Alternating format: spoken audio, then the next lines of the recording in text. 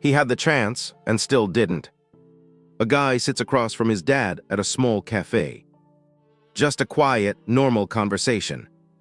His dad smiles and says, "It's good to see you." The guy nods, hesitating, like he wants to say something more. He opens his mouth slightly, then just says, "Yeah, you too." An awkward silence follows as they both sip their coffee. He remembers his dad teaching him as a kid, saying, "You can tell me anything." Back to the present, they stand up outside the cafe and share a quick hug. The dad walks away. The guy watches him, almost calling out. But he doesn't.